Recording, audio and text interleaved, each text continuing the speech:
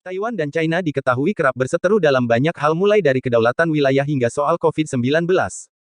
Ketegangan itu tercermin dari jet tempur China yang sering memasuki wilayah udara pertahanan pulau itu. Selama hampir 2 pekan ini saja, China mengerahkan 129 pesawat tempur ke zona identifikasi pertahanan udara ADIS. Lebih rinci, pada Senin 4/10 lalu, pemerintahan Xi Jinping mengirim 52 pesawat tempur melintasi pertahanan udara Taiwan.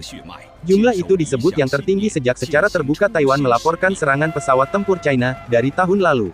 Kemudian pada Jumat 1/10 tercatat 39 pesawat militer melintas, keesokan harinya terpantau ada 38 pesawat militer China yang melintasi zona pertahanan udara Taiwan.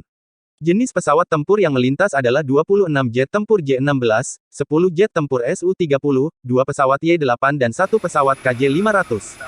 Menyikapi intimidasi dari China, Taiwan mengaku siap tempur dengan negara itu. Mereka juga meminta bantuan Australia untuk meningkatkan kerjasama keamanan dan intelijen mengingat provokasi Beijing semakin intens. Menteri Luar Negeri Taiwan, Joseph Wu, berkomitmen akan melawan sampai akhir jika Beijing memulai perang dengan negaranya. Saya yakin jika China akan menyerang Taiwan, saya pikir mereka juga akan menderita, ujarnya. Sementara itu, Presiden Taiwan, Tsai Ing-wen, memperingatkan akan ada malapetaka jika Taiwan kembali jatuh ke tangan China. Jika Taiwan jatuh konsekuensinya akan menjadi malapetaka bagi perdamaian kawasan dan sistem demokrasi, ucap Tsai dalam artikel opininya di Foreign Affairs yang dikutip Reuters. Tsai menyatakan Taiwan tak ingin ada konfrontasi militer. Mereka ingin menjalin hubungan yang damai, stabil dan saling menguntungkan. Jika konflik antar dua wilayah itu pecah, akan menjadi pertumpahan darah pertama di Taiwan, dan risiko eskalasi antar dua kekuatan nuklir yakni Amerika Serikat dan China. China menghabiskan anggaran 25 kali lebih banyak untuk sektor pertahanan.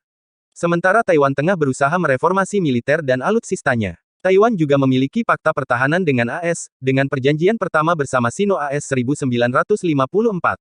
Sehingga, secara teori, negeri Paman Sam itu bisa ditarik ke dalam pusaran konflik, demikian menurut Wik.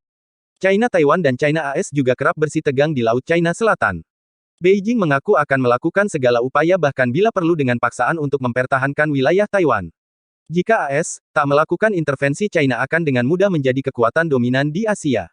Sekutu AS juga tahu bahwa ia ternyata tak bisa diandalkan.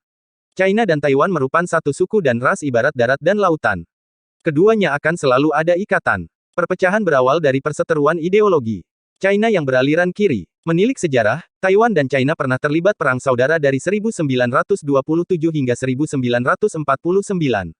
Saat itu, Partai Komunis China berusaha menguasai pemerintah China yang dipimpin Kuomintang. Menyadari hal tersebut, Partai Kuomintang yang notabene nasionalis berusaha menyingkirkan kaum komunis. Namun, China terus memandang Taiwan sebagai bagian wilayahnya yang tak terpisahkan, meskipun mereka tidak pernah memerintah pulau tersebut. Kubu Kuomintang pun kalah dan melarikan diri ke Pulau Formosa atau Taiwan kemudian membentuk pemerintahan sendiri pada 1949. Status quo baru muncul 30 tahun lalu, saat Beijing dan nasionalis Taiwan mengakui sikap satu China, sebagaimana dalam konsensus 1992. Sejak saat itu, sikap tersebut ditafsirkan secara berbeda oleh kedua belah pihak. Presiden Taiwan dan partainya sudah lama menolak konsensus itu. Sebaliknya, dia berulang kali mendesak Beijing untuk mengakui kedaulatan Taiwan dan keinginan rakyatnya. Di sisi lain, upaya China menguasai Taiwan tak pernah surut. Pada 2019, Presiden China Xi Jinping meminta pulau itu bersatu kembali secara damai dengan negaranya. Namun, ia menolak mengesampingkan penggunaan kekuatan. Ancaman aksi militer, terutama yang berkaitan dengan kegiatan yang dianggap separatis, tetap menjadi ancaman bagi Taiwan. Taiwan tidak bisa menerima penyatuan dengan China. Salah satu pemicu utamanya karena peristiwa di Hong Kong yang menunjukkan bahwa menjaga kedaulatan Taiwan sangat penting guna melindungi posisinya sebagai satu-satunya negara demokrasi berbahasa China di dunia. Juni lalu, Menlu Taiwan menganggap penerapan Undang-Undang Keamanan Nasional di Hong Kong digunakan untuk membungkam gerakan pro-demokrasi kota itu. Undang-undang itu mengkriminalisasi apa saja yang dinilai sebagai tindakan subversi, pemisahan diri dan kolusi dengan kekuatan asing. Selain itu, UU tersebut digunakan untuk mengikis kebebasan pers dan memenjarakan aktivis pro-demokrasi dan lawan-lawan pemerintah. Selain mengirim pesawat tempur di sekitar wilayah udara, Taiwan juga menuduh China menggunakan perang hibrida untuk merusak kepercayaan publik terhadap demokrasi di pulau itu. China menggunakan perang kognitif, kampanye disinformasi dan intimidasi militer untuk menciptakan banyak kecemasan di antara orang-orang Taiwan, kata Wu, seperti dikutip CNN. Wu menyebut Beijing kerap menyebar berita palsu tentang Taiwan, bahkan pernah menuduh negara ini memalsukan angka kematian akibat COVID-19. Meski Taiwan nyaris setiap hari digempur China, mereka tak akan tunduk pada tekanan.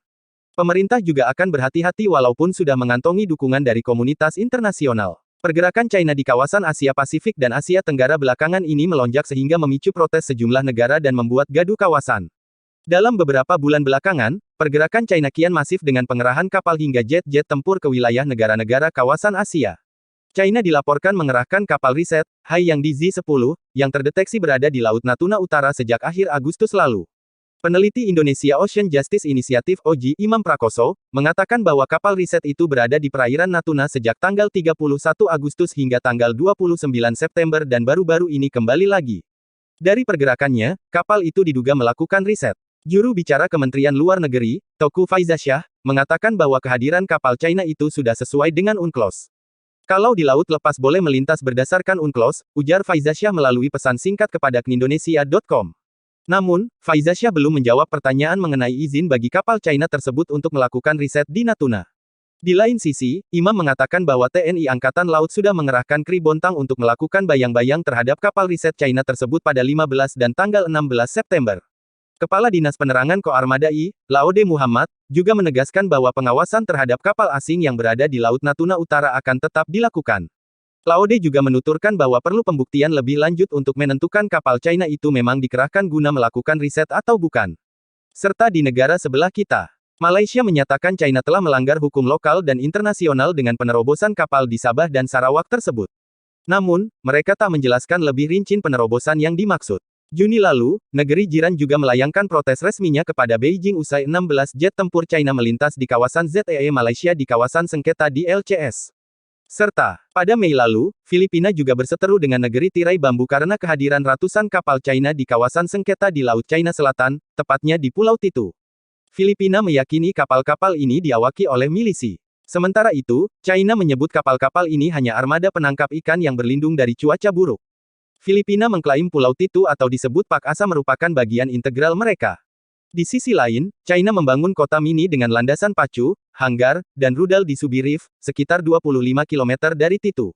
Tidak kalah hebatnya, September lalu, China mengerahkan kapal selam mereka untuk mendekati wilayah perairan Jepang.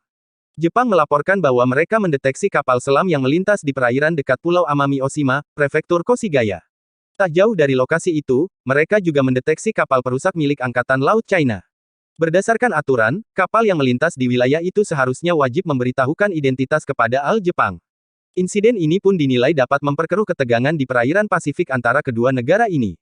Atas segala aksi brutal Beijing itu, mereka tidak bermain asal-asalan dalam segala konflik kawasan. Dibekali tentara dan alutsista yang mumpuni serta perhitungan yang matang, serta modernisasi alutsista pun terus dilakukan untuk memuluskan ambisi China menghentikan hegemoni Amerika dan sekutunya di seluruh belahan dunia.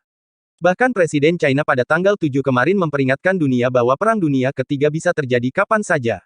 Pada September lalu, China memamerkan pesawat drone canggih yang diduga disiapkan untuk berjaga-jaga serangan dari Amerika Serikat di kawasan Laut China Selatan. Pesawat-pesawat tanpa awak itu digunakan untuk meningkatkan pengawasan dan melakukan serangan jika dibutuhkan. Jenis drone-drone itu yakni PUNA CH-6 yang mampu mengintai dan melancarkan serangan, juga PUNA WZ-7 dan jet tempur J-16D yang bisa mengganggu fungsi perangkat elektronik.